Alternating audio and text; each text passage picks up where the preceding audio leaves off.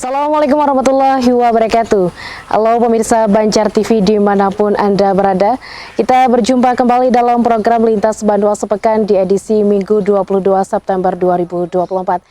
Dan kami telah menyiapkan sejumlah informasi terkini dari kota Banjarmasin dan sekitarnya yang telah kami rangkum dan akan kami hadirkan ke hadapan Anda selama 60 menit ke depan.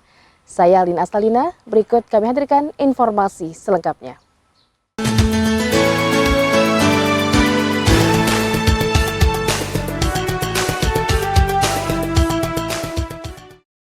Pemirsa, mengawali kebersamaan kita dalam Lintas Bandua Sepekan minggu ini.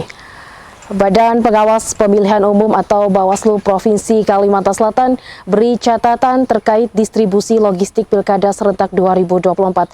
Sebab penyaluran logistik yang diawali dengan pengiriman kotak suara dilakukan tanpa ada koordinasi dari perusahaan penyedia.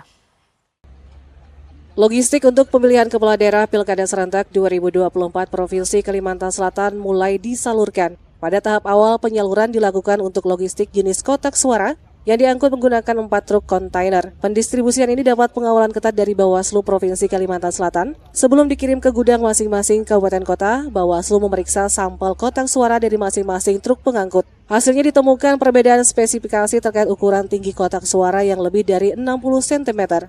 Meski tinggi kotak melebihi ketetapan, Bawaslu memastikan tidak berpengaruh besar ketika masuk proses perakitan. Setelah itu Bawaslu mengaku penyaluran kotak suara terkesan mendadak tanpa ada koordinasi yang dilakukan perusahaan penyedia. Padahal seharusnya sebelum dikirim ke Kalimantan Selatan, pengecekan sampel harus dilakukan langsung di perusahaan sebelum proses pencetakan. Untuk logistik kotak suara ini kita tiba-tiba saja sudah selesai. Kita belum mendapat informasi perusahaan mana yang pengadaannya, belum sempat kita visiting ke sana.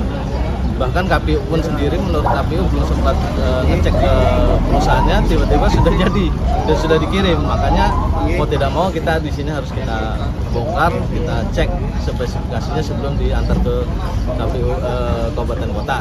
Sehingga nanti kalau ada temuan di sini bisa kita rekomendasikan. Ya, alhamdulillah spesifikasinya sudah sesuai untuk ukuran ya, untuk ukuran dan cetakannya. Pemirsa, Lembaga Pemantau Pemilu dan Penyelamat Demokrasi di Kalimantan Selatan menemukan dugaan curi start kampanye terselubung oleh salah satu pasangan bakal calon kepala daerah Kalsel di 3 kabupaten hingga meminta Bawaslu segera bertindak.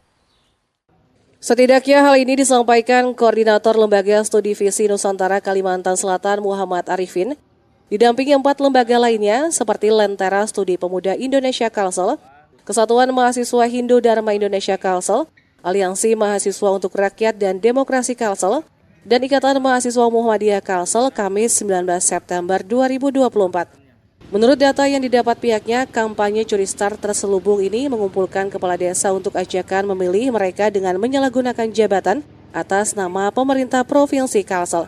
Arifin menjelaskan bentuk dugaan pelanggaran oleh bakal calon gubernur itu terjadi di 3 wilayah yakni Kabupaten Balangan pada 8 September 2024, Kabupaten Beritokuala pada 14 September 2024, dan Kabupaten Tabalong pada 17 September 2024. Jebolan kader IMM tersebut menegaskan tindakan bakal calon tersebut jelas dilarang mengingat saat ini belum memasuki tahapan kampanye yang baru dimulai 25 September mendatang, hingga minta Bawaslu segera menindak. Nah, tentu ini sangat mencederai proses demokrasi yang telah dibangun oleh KPU Provinsi Kalimantan Selatan. KPU ini sebagai penyelenggara dan tentunya sudah ada tanggal-tanggal tahapan, tanggal kampanye sudah ada. Tapi ternyata salah satu paslon ini dia duluan kampanye.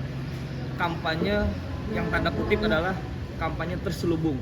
Nah, tentu ini sama-sama kita cermatilah bagaimana proses demokrasi ini lagi-lagi dicederai.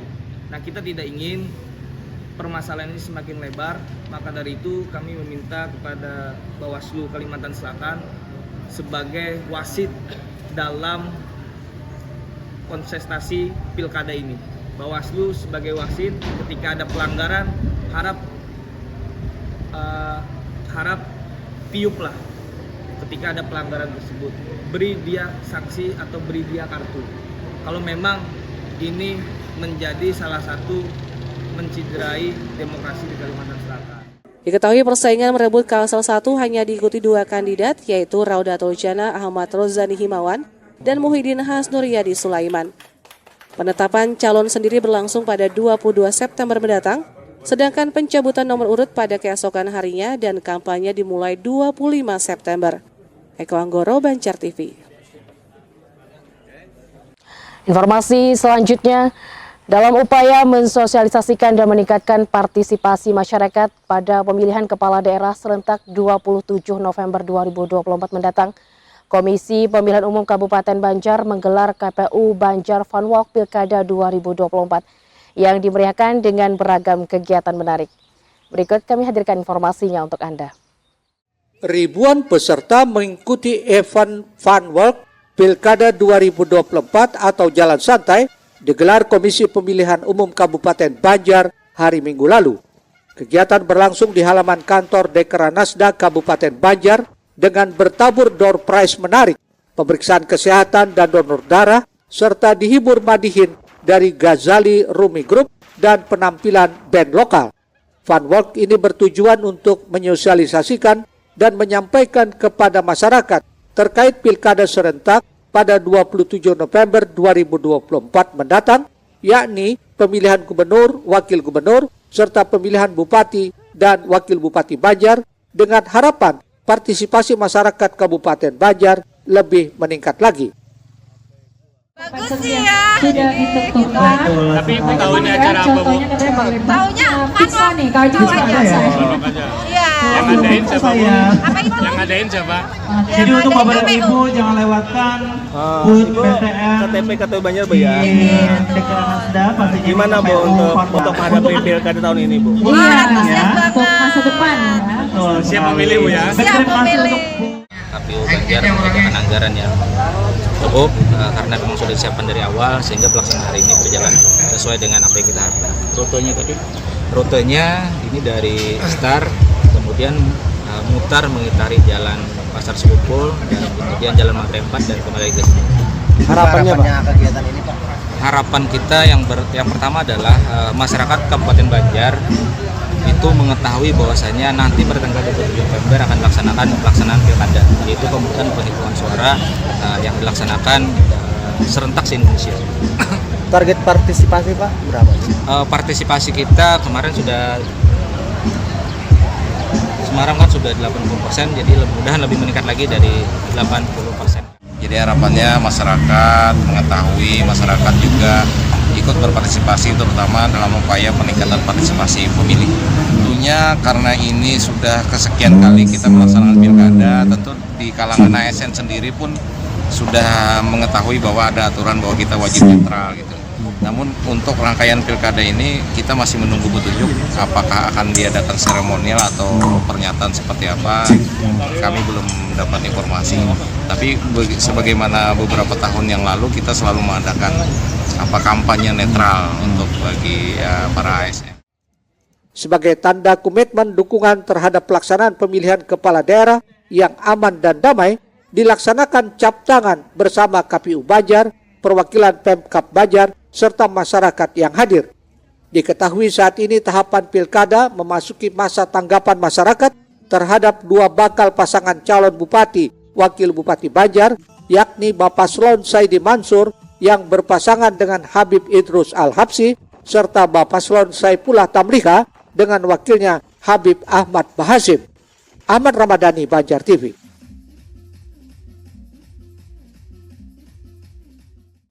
Pemirsa, sebanyak 320 personel Polres Banjar bersama tim gabungan Kodim 1006, Satpol PP dan Dinas Perhubungan Banjar setempat turut diturunkan dalam simulasi pengamanan kota untuk Pilkada 2024. Simulasi ini pemirsa dipimpin langsung Wakapolres Banjar, Kompol Faisal Amri Nasution, yang berlangsung di Jalan Kenanga samping alun-alun Ratu Zaleha, Martapura. Aksi massa dari salah satu tim simpatisan pasangan calon kepala daerah menyuarakan ketidakpuasan terhadap hasil pilkada, berujung pada aksi saling dorong dengan petugas keamanan yang turun tangan mengusahakan mediasi agar aspirasi mereka dapat tersampaikan dengan baik.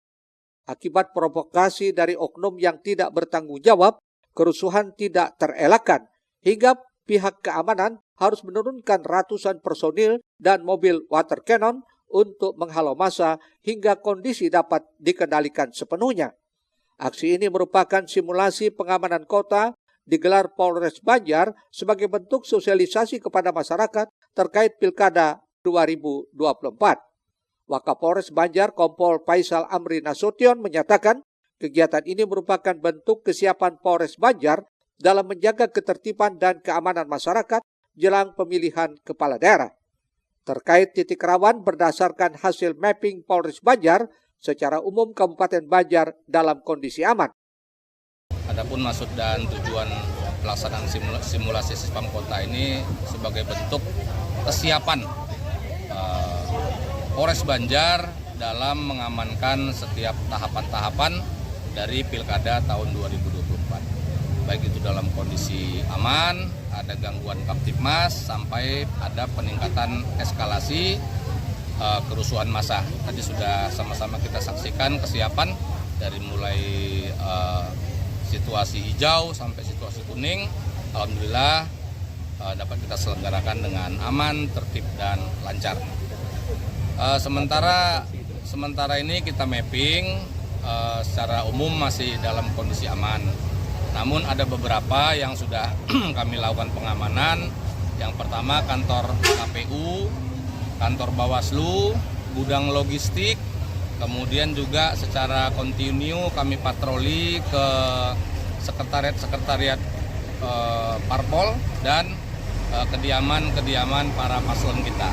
Ya, harapan kami dan himbauan kepada masyarakat tetap menjaga kondusivitas, ya, bahwa pilkada ini merupakan proses politik yang harus diikuti oleh seluruh masyarakat dengan tetap menjaga situasi Kamtibmas di tempat tinggal dan wilayah masing-masing. Ya, sehingga harapan kita nanti akan terpilih, ya, pejabat nanti yang akan menduduki jabatan bupati dan wakil bupati di Kabupaten Banjar ini. Ditambahkan masyarakat agar ikut berperan aktif dalam menjaga keamanan dan kondusivitas di lingkungannya masing-masing dan tidak mudah terprovokasi. Ahmad Ramadhani, Banjar TV. Pemirsa, usai jeda kami akan segera kembali dengan beragam informasi lain, diantaranya tentang bahaya kental manis bagi balita.